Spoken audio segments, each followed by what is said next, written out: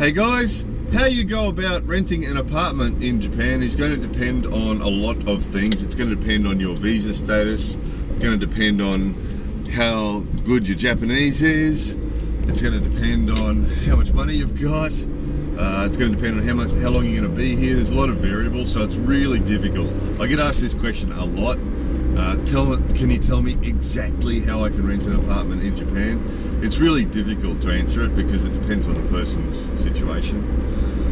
But I'd start by saying, usually for most people, most English-speaking people that come to Japan, more often than not, they're coming here to work for an English school. And if that's the case, usually the English schools do everything for you anyway. They assume you can't speak Japanese, they assume that you can't do anything, because for most people it's the first time they've come here.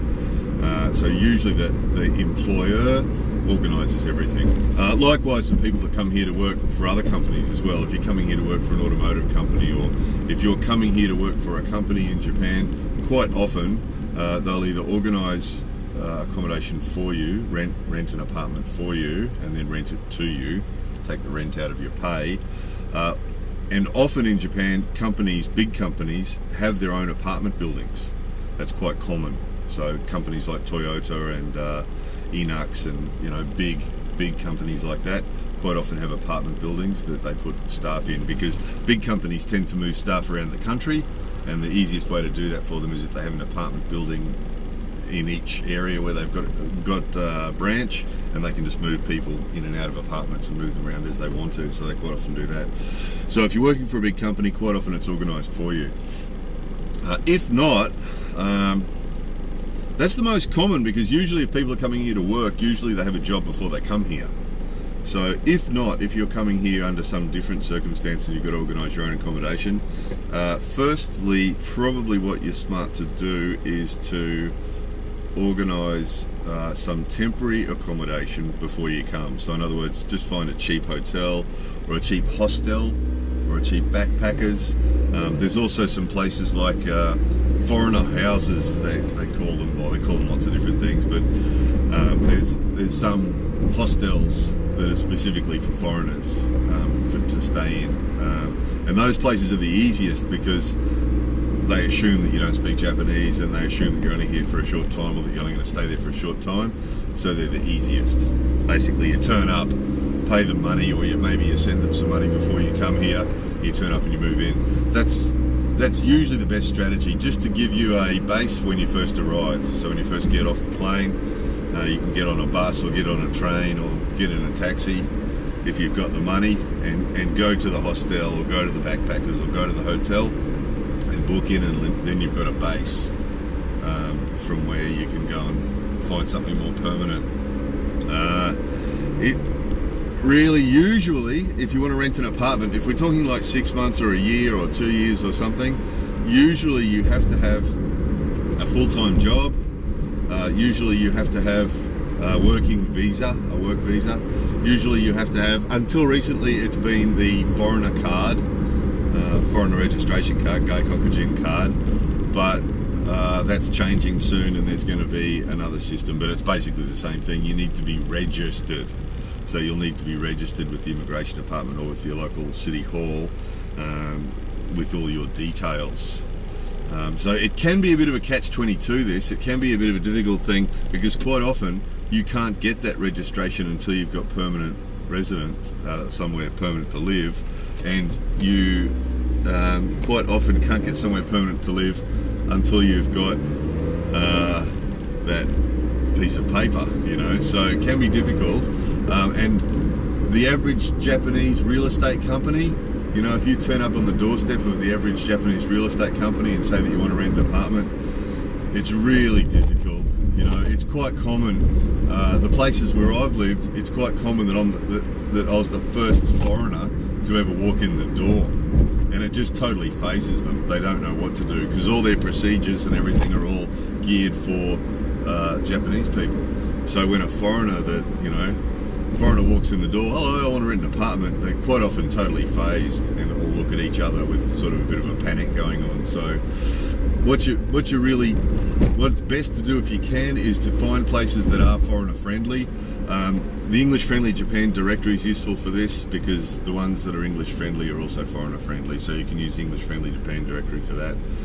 There's some companies that aren't in the directory also. Leo Palace 21. I don't actually like that company. They're not. I don't like them very much, but they are an example of an easy company to rent from. And some of the benefits of a company like that is they have apartments that are fully furnished, and that's a big thing because the average Japanese apartment, when you rent it, it has no curtains, it has no light fittings, so there's no lights, no light fittings. This is usual, not always, but usually. No curtains, no light fittings, no stove. All those things are things that the tenant supplies. So usually when you rent an apartment, you have to go and buy light fittings. Okay, I need 1, 2, 3, 4, and go and buy light fittings. Not just the bulb, but the fittings. And the curtains. Okay, you have to measure up the windows and go and buy curtains. And you know, the gas stove, if it's a gas stove, you have to go and buy a gas stove. This is very normal. So the actual setup cost for the average Japanese apartment is really expensive. Places like Leo Palace and places like that usually have they're furnished and they're all ready to go, so you can basically just walk in with your suitcase. The other big one that spins a lot of foreigners out when they first come here is that you have to pay a bond, or a what's that called? There's another word for that in English. What is it? Pay a bond or pay a deposit when you first move in, and that's usually a month or two's rent. So if the rent's $1,000 a month, you know, maybe you have to pay another $1,000 in bond or in deposit, which is refundable. The idea is it's refundable when you move out, that they refund that to you, which is normal in most countries. What is different in Japan is quite often you have to pay what they call key money, and key money is basically a gift to the owner of 1 month or 2 months rent. So if your rent's $1,000 a month, which is not unusual here, if your rent's $1,000 a month, you'll have to pay maybe 2 months rent in advance, and then you'll have to pay $1,000 deposit, or you know, the refundable deposit, refundable bond, plus another 1 or 2 months key money, which is basically a gift to the owner.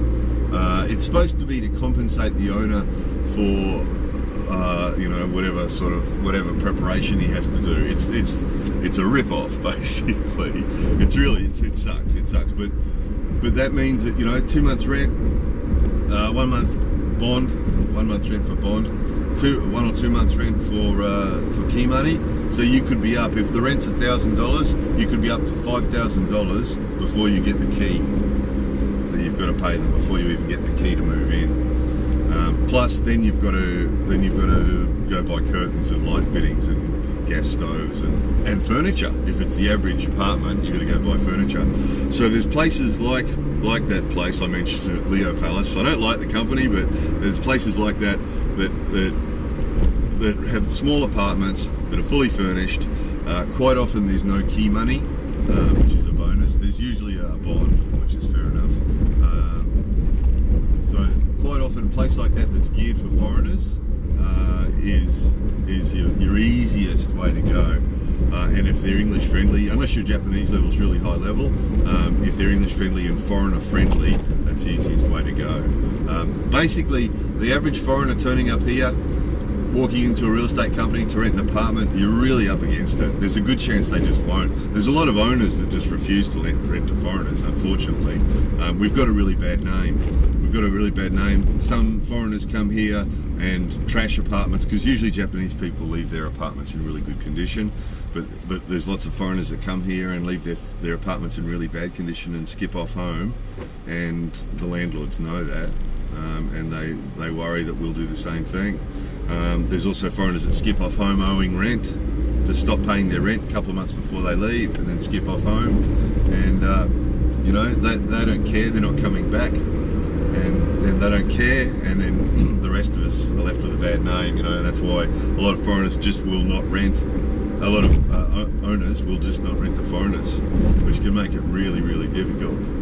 You can walk into a real estate company and say, "I'm looking for an apartment," and they'll say, "Oh, sorry, we don't have anything." You know, and there's people around the room all sitting there renting apartments, you know, and no, we don't have anything, sorry. And it's because they just don't want the hassle.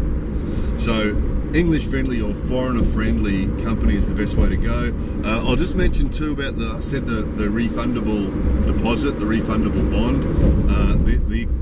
The idea is it's refundable, but the reality is usually you don't get anything back.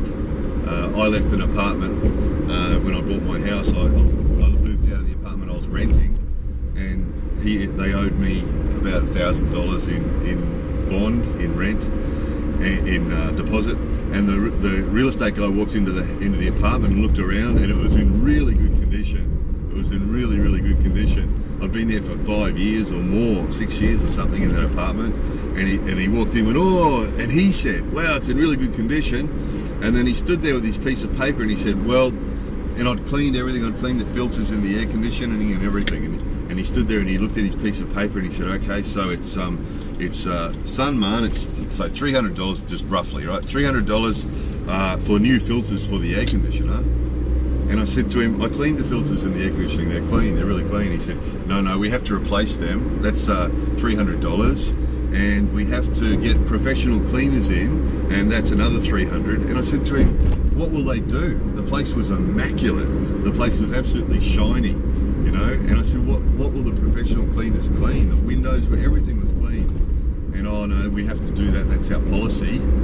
So the end result was, out of that $1,000, I got $150 back, because it was $300 for this and $300 for that and $200 for this and $200 for that. And it's just standard in Japan. So even though the deposit is refundable, in theory, you can expect that you won't get it back. You're not going to get it back when you move out. It's gone, you know. So yeah. So basically that's it, guys. I recommend, you know, before you come, get on the internet and find a friendly place, an easy place that's near where you need to be. I mean, this is assuming that you're working here. If you're coming here on a 3-month tourist visa or a 3-month, what do they call it? They don't call it tourist visa. They call it basically you've turned up here and you've got your 3 months holiday here. Don't expect to be able to go off and rent an apartment long term. Obviously, you can't rent an apartment for 6 months or 12 months if you're only here on a 3-month permission. What do they call it? Permission to be here? I can't remember what they call it now. I haven't had one of those for about 15 years. But yeah, if you're just coming here for on a holiday, and the plan is that you'll come here for a holiday, you'll rent an apartment, and then you'll get a job, it's not going to work like that. It won't work like that. If you're only here as a tourist, you're only going to be able to stay in tourist type places, which is the hostels and the backpackers and the hotels and things like that. That's really going to be your only option. And if you're going to go from that track, it's difficult to do, but you know, find a job and get a working visa, and then you can go and get an apartment. So you know, you really need, before you can rent an apartment, you really need a proper working visa or another long-term visa, and a job, and you know, good income. And usually they want to sponsor. Most often they'll want to sponsor, or they'll want a guarantor, a Japanese person to guarantee you. Again, it's because they're expecting that there's a chance that you're just going to take off, that you're going to, you know, skip off home without paying your bills. So they'll want a Japanese person to sign a guarantee form to say that if you do skip off, that the Japanese person will pay the bills for you. So I know that sucks, guys, but we can't blame the Japanese people for that. We have to blame the other foreigners that have come here and done the wrong thing for that. You know, because it's quite. I totally understand that. If Japanese people usually leave places in good condition and pay their rent and do all the right things, but lots of foreigners. This isn't just some foreigners. There's lots of foreigners that do this. You know, on the Japan Channel forum, we've had people on there before asking about, you know, what happens if I skip off without paying the last rent? Will they catch me? What happens if I skip off owing money? Will they catch me? You know, can they get it from me? Get that question all the time. Get that question all the time from people that are, you know, rorting the system. So it's not a rare thing. It happens all the time. So those people are the people that have made it difficult for the rest of us. So I think that pretty much covers it. It's hard to be more specific than that because, as I say, it depends on your circumstances. You know, how good your Japanese is and what sort of visa you've got and how much money you've got and where you're going to be. That's another one, you know, like if you're in Tokyo, it's much easier to find an English friendly and foreigner friendly place in Tokyo than it is in some small city or some small town somewhere. So it really depends on your circumstances. So again, as has come up before, if you're wanting to come here long term and you know your image, you're imagining that you're going to come. I get this all the time, people saying I want to come live in Japan. If you're planning to come and live in Japan, you know, like long term, I really highly recommend coming here first on a holiday.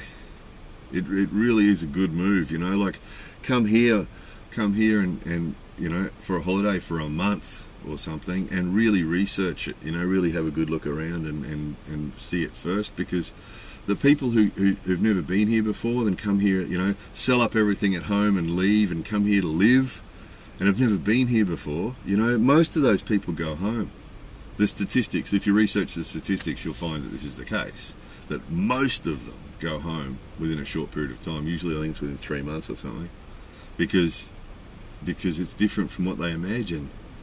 You know, they haven't imagined the difficult stuff. They only imagine the stuff that, I don't know, the good stuff or the easy stuff or the fun stuff or something.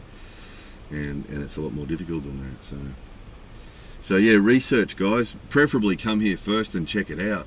And definitely spend some time on the internet researching it and check it out. And again, probably the easiest solution for most people is to come here and work for some foreigner-friendly company is usually the best, and they just organise everything.